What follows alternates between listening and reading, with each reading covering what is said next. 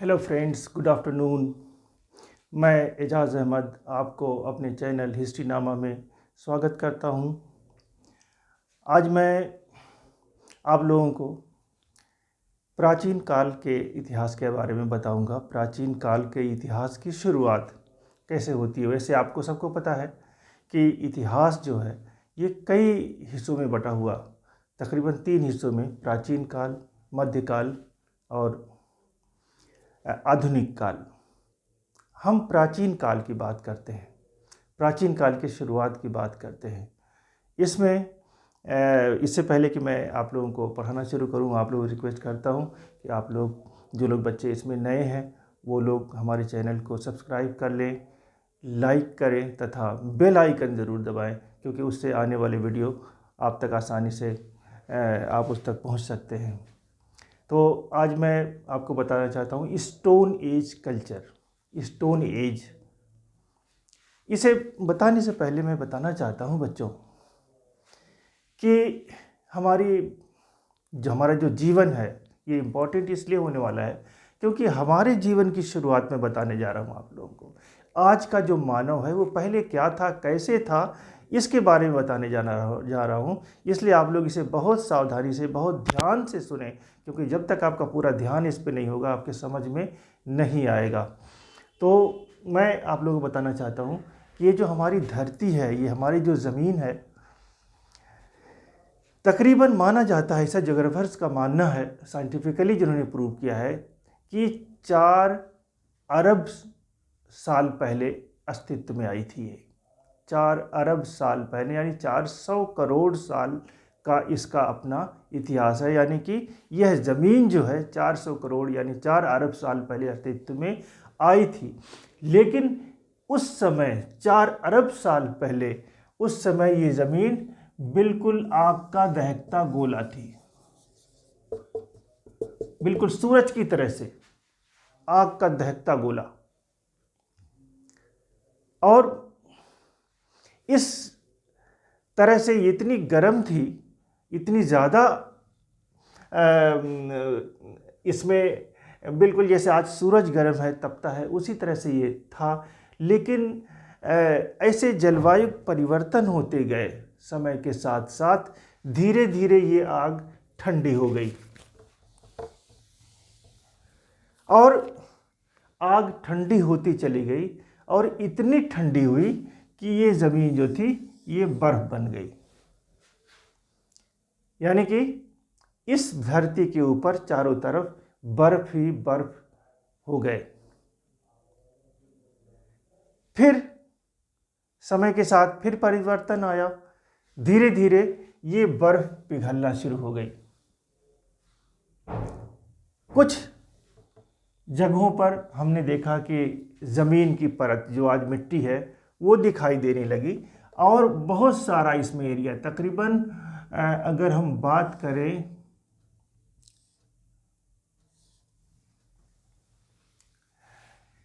3 हिस्सों में 2 हिस्सा तकरीबन इसमें पानी का था। यानी इस धरती पर जब इस लायक हुई कि ये ठंडी हो, तो उस समय तक इसमें, इस धरती का बहुत बड़ा हिस्सा पानी था इसमें, और एक छोटा हिस्सा जो था उस पे वो ज़मीनी हिस्सा था। वो ज़मीनी हिस्सा भी जो था उसमें भी बहुत सारी झील, नदी, तालाब, ये बहुत सारी चीज़ें थी। और इसमें पहाड़, इसमें जंगल, इस तरह से हम देखते हैं कि जीवन संभव हो सका। जैसे जैसे गर्मी आई इसमें ऊपर, फिर से बर्फ़ पिघली, हल्के फुल्के टेम्परेचर इसमें बढ़ा और यह धरती पर जीव की उत्पत्ति संभव हो सकी। बहुत सारे जीव उत्पन्न हुए, पेड़ पौधे उत्पन्न हुए, और इसमें इन जीवों में जंगली जानवर हैं, समुद्री मछलियां हैं, समुद्र के जीव हैं, ये तमाम सारे लोग, जिसमें ये तमाम सारी जंतु या जीव इस धरती पर अस्तित्व में आए। लेकिन मानव जो आधुनिक फॉर्म में है, या आज जो हम हैं मानव, यह मानव इस पे कब आया, इस धरती के ऊपर, और कैसे आया, इसके बारे में लोगों में मतभेद है। कोई कंक्लूजन नहीं। धार्मिक तौर पे देखा जाए तो बताया जाता है कि हजरत आदम आए थे और उन्होंने यहाँ पर धरती के ऊपर मानव संस्कृति की नींव रखी। लेकिन वैज्ञानिकों का दृष्टिकोण ये है कि मानव जो था वो किसी, जैसे डार्विन की थ्योरी ले तो एक ऐसी स्पेसीज थी, जैसे तमाम सारे जानवर थे, अल्लाह ताला ऊपर वाले ने पैदा किया तमाम सारे जानवरों को, तमाम सारे जीव जंतुओं को पैदा किया। इसी तरह से मानव भी आया। किसके मिलने से आया, किसके इस तरह से आया, ये इसका कोई डिफाइन नहीं किया गया है। लेकिन ये था कि मानव अपने प्रिमिटिव स्टेज में था सबसे पहले, बिल्कुल जानवरों की तरह से, चौपायों की तरह से इस तरह से रहा करता था। धीरे धीरे उसके अंदर सभ्यता आई और वो सभ्य बन गया। तो मैं आप लोगों को बताना चाहता हूँ कि इस तरह से मानव जो अस्तित्व में आया है वो तकरीबन अफ्रीका में 26 लाख साल पहले,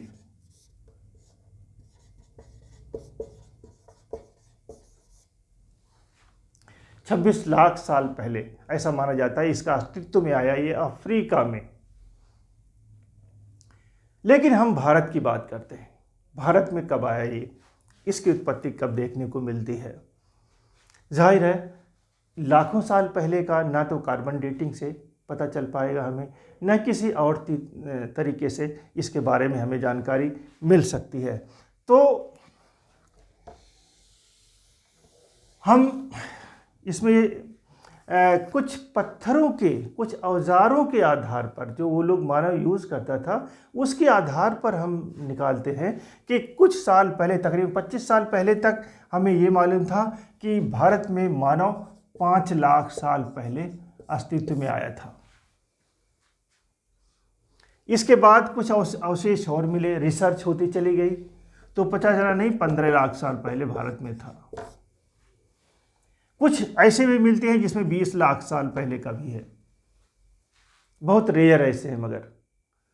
तो इसकी बात करते हैं हम। लेकिन जब वो 15 लाख साल पहले भारत में रहा होगा तो बिल्कुल ही जानवरों की तरह से ही रहता होगा। उसका ना तो पत्थर का यूज़ करता था, न ही किसी तरह से और कोई औजारों का यूज़ करता। जैसे जानवर रहा करते थे उसी तरह से रहा जाता। जब से उसकी सभ्यता शुरू हुई मानी जाती है वो तकरीबन हम देखते हैं 5 लाख साल पहले से उसकी सभ्यता शुरू हो जाती है धरती के ऊपर। 5 लाख साल से पहले से उसकी सभ्यता, यानी कि उसने अपने जीवन यापन के लिए कोशिश करना शुरू किया, अपने बुद्धि का इस्तेमाल करना शुरू कर दिया और इस तरह से उसने औजारों का इस्तेमाल किया। उसने अपने जीवन को सुधारने के लिए, एक बात मैं बता दूं बच्चों कि मानव का जो कैरेक्टरिस्टिक होती है ना वो संघर्ष होती है, प्रगति होती है।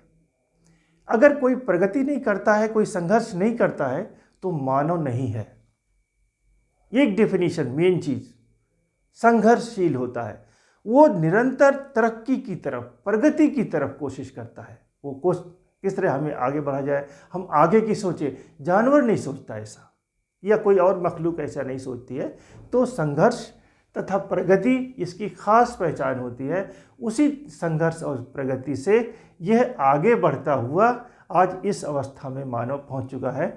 और हमें तो पुरानी व्यवस्था के बारे में पता करना है, हमें बताना है, जिसमें हमें स्टोन एज कल्चर, जैसा कि मैं आप लिखा हुआ देख रहे हैं, तो यह स्टोन एज कल्चर को हमें पढ़ना है।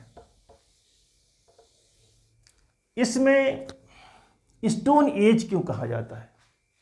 क्योंकि उस समय मानव स्टोन यानी पत्थर, पाषाण काल, यानी इस पाषाण का, इन पत्थरों का इस्तेमाल करता था। तो इस वजह से स्टोन एज का एज कहा जाता है। इस स्टोन एज को हम 3 हिस्सों में डिवाइड करते हैं। एक है पैलियोलिथिक, यानी कि पूरा पाषाण काल।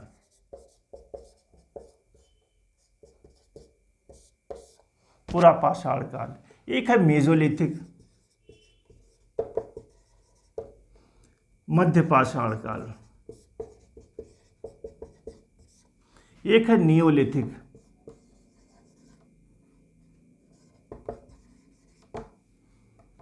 यानी कि नवपाषाण काल। इस तरह से 3 हिस्सों में हम बांटते हैं, पैलियोलिथिक, पुरापाषाण, लिथिक माने पत्थर या पाषाण, पुरापाषाण, मध्य पाषाण, नवपाषाण, नवपाषाण काल। इस तरह 3 कालों में हम विभाजित करते हैं, और इन 3 कालों में ये जो होता है, ये तीनों काल, ये खास बात है, ये प्री हिस्टोरिक एज के हैं, प्री हिस्टोरिक,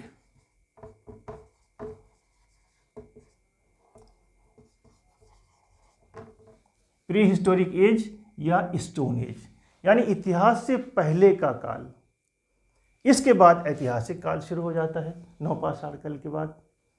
तो हमें प्री हिस्टोरिक एज या पाषाण काल में हमें देखना है सबसे पहले पैलियोलिथिक यानी पुरापाषाण काल। पहले इनका काल विभाजन के बारे में हम देखते हैं। इनका काल विभाजन तकरीबन 2.5 लाख से पहले,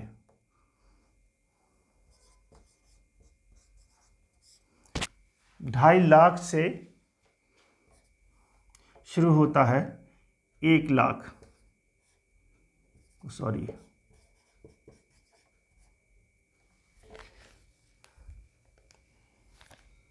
2.5 लाख से 50,000, 50,000 वर्ष का है। मध्य पाषाण काल 50,000 वर्ष से लेके है इसका पीरियड 20,000 वर्ष, कुछ लोग 10,000 भी बताते हैं।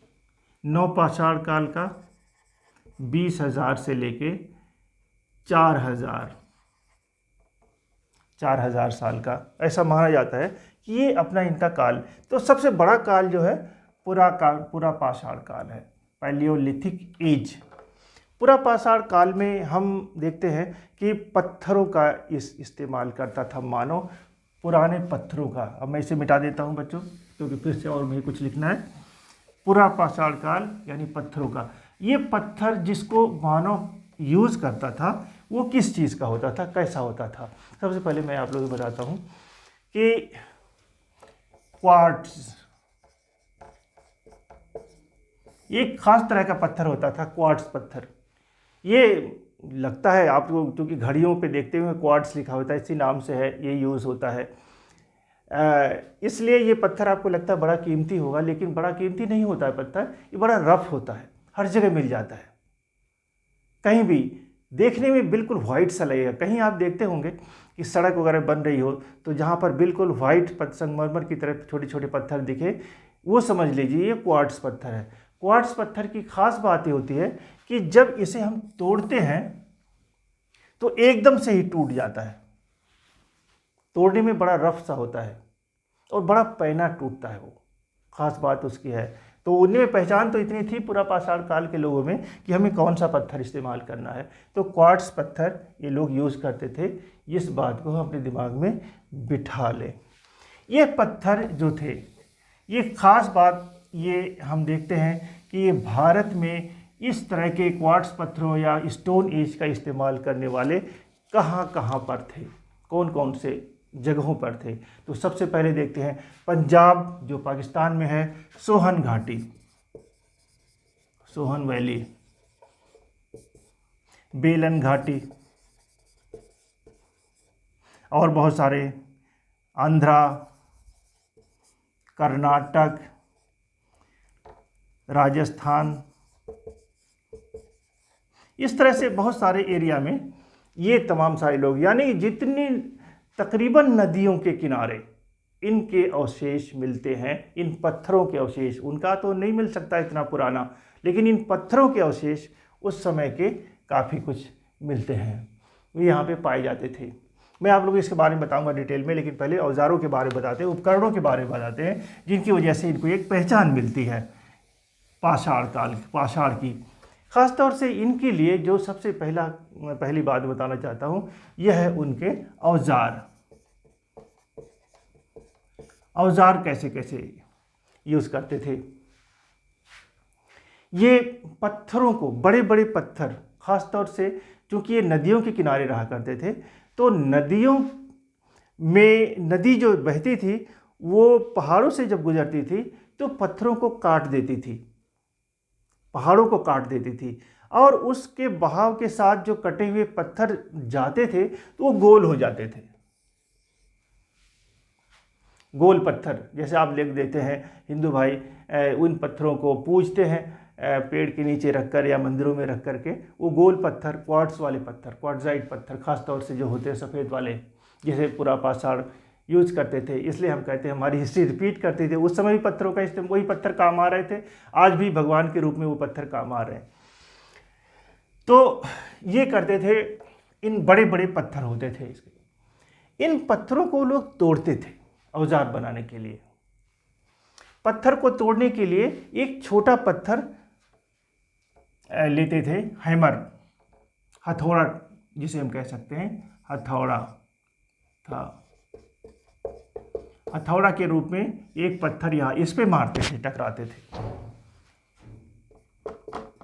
इस पे जब मारते तो ये टूट गया इतना, सपोज करो, फिर मारा इतना टूट गया, फिर मारा इतना टूट गया, फिर इधर से पलट दिया इसको, इधर से भी इतना तोड़ा, इतना तोड़ा, इतना तोड़ा, तो कुल मिला के हमारा पत्थर कुछ इस तरह से बन गया। यानी इधर का तोड़ तोड़ के निकल गया तो क्या बचा, इतना बचा, यानी एक तरफ थोड़ा सा निकुला बचा, नोक इसमें आई थोड़ी सी। अब इसको पकड़ करके वो लोग क्या करते थे, अब जानवरों को मारते थे शिकार के लिए, उनसे और उन्हें शिकार करते थे, उनको लाते थे, उनका मांस खाते थे, और यही उनका पूरे दिन का पेशा होता था। तो ऐसे ने इस तरह के, तो ख़ास बात जो थी औजार के, उनके औजार जो थे, पहली बात तो क्वार्ट्स पत्थर के होते थे, दूसरी बात काफ़ी बड़े और भद्दे होते थे, बड़े और भद्दे औजार होते थे, कम धारदार होते थे।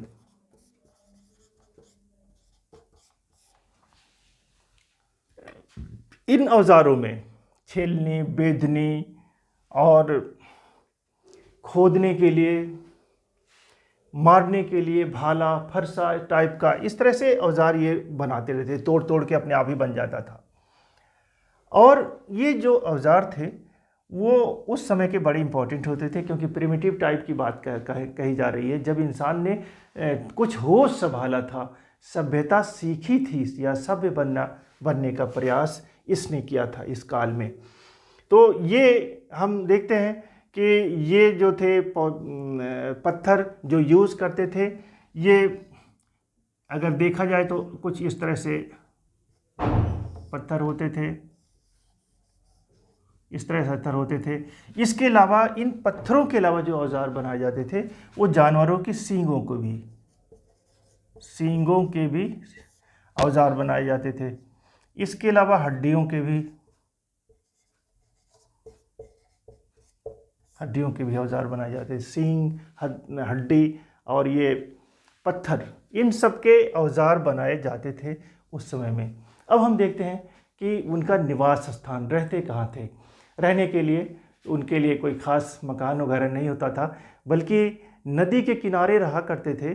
तो जो पेड़ पौधे होते थे, उन्हीं पेड़ों के नीचे वो रहा करते थे, या नदी के कगार, यानी नदी का किनारा जब पानी की बहाव से नीचे से कट जाता है तो एक छत टाइप का बन जाता है उसके ऊपर, तो वहाँ पे अपना सोते थे, रहते थे। गुफाओं में रहा करते थे, जो पास की गुफाएं होती थी, लेकिन रहते वहीं पे थे जहाँ पे पानी उपलब्ध हो, जहाँ पे खाना उपलब्ध हो। पानी उपलब्ध होता था नदी के किनारे, और खाना उपलब्ध होता था वहाँ पे जहाँ पे जंगल हों।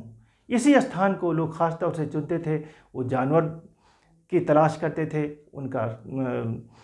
उनका शिकार करते थे, उन्हें मारते थे, उन्हें खाते थे, और यही उनका था, और उनसे अपने आप को रक्षा भी करते थे।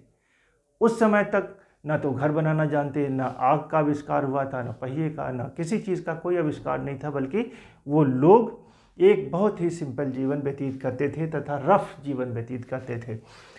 और उनमें बीमारी भी बहुत ज़्यादा थी, क्योंकि उस वक्त कोई इलाज भी नहीं था। तो इसलिए औसत आयु तकरीबन 30 से 35 साल तक उस समय के इंसान की होती थी। कोई ऐसा नहीं कि 30 साल में सब लोग मर जाते थे, 35 साल में मर जाते थे। औसत की बात बता रहा हूँ। कोई बचपन में ही मर गया, कोई 20 साल पे मर गया, कोई 25 साल पे मर गया, कोई 80 पे भी मर गया। लेकिन अगर सबकी एवरेज निकाली जाए तो 30 से 35 से ज़्यादा की एवरेज नहीं निकलती है। तो इस तरह से छोटी उम्र में वो लोग मर जाया करते थे, कम उम्र होती थी उन लोगों की। हम खान पान की बात करें तो इन्हीं जानवर जिनके शिकार करते थे, उन्हीं जानवरों की वो उन्हें खाते थे। उनके खालों को ठंडक में ढकने के लिए यूज़ करते थे। मैक्सिमम ज़्यादातर वो लोग नंगे रहते थे, लेकिन ठंड पड़ती थी तो उस ठंड से बचाव के लिए वो लोग इन्हीं खालों का यूज़ करते थे। इसके अलावा क्योंककि उनके समय में कुछ पशुपालन भी हल्का फुल्का शुरू हो गया था, अपने साथ रखने लगे थे, तो आसानी से इन्हें भोजन मिल जाया करता था। फल फूल का यूज़ करते थे, पत्तों को भी खाते थे। यानी कि इस तरह से जो भी जंगली चीज़ मिलती थी, जो इन्हें लगता था कि खाने लायक है, वो उसे खा लेते थे और पेट भरते थे। मैक्सिमम जो मेन भोजन था उनका, वो तो मांस ही था, वो भी कच्चा, अलग अलग पशुओं का। हम देखते हैं कि इसके बाद जो है इनका जो धर्म के बारे में उस समय कुछ नहीं जानते थे लोग, धार्मिक विश्वास नहीं था। उस समय कोई कब्रें वगैरह नहीं होती थी, जहाँ चाहा वहाँ उन्हें फेंक दिया अपनी लाशों को। जो मर जाते थे उन्हें कहीं फेंक जाते थे दूर, जहाँ से उनकी दुर्गंध उनको ना आए। तो इस तरह से एक बहुत ही प्रिमिटिव लाइफ इनकी थी, इन पुरापाषाण काल के लोगों की। इसके बाद नेक्स्ट पॉइंट है बच्चों नवपाषाण काल, मध्यपाषाण काल, जिसके बारे में मैं बताऊंगा। लेकिन याद रहे आपको कि पुरापाषाण की खास बात थी बड़े भद्दे औजार पत्थर के। ये दिमाग में आप लोग ध्यान रखें, ये बड़े औजार भद्दे औजार कहीं मिले तो ये समझ लीजिए कि ये पुरापाषाण काल के पत्थर हैं या उस समय के पत्थर हैं। ठीक है, मैं अगले दिन नए एपिसोड के साथ आपके सामने पेश होऊंगा मध्यपाषाण काल को लेकर। Thank you very much.